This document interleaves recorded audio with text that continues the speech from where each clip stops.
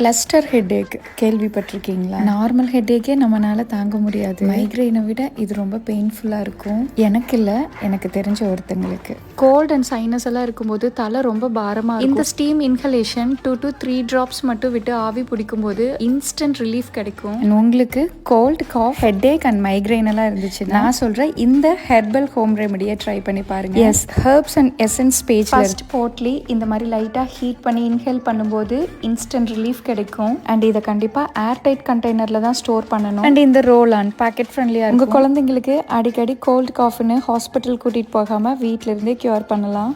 நீங்க அவங்களோட வெப்சைட்லயே ஆர்டர்ஸை பிளேஸ் பண்ணிக்கலாம்.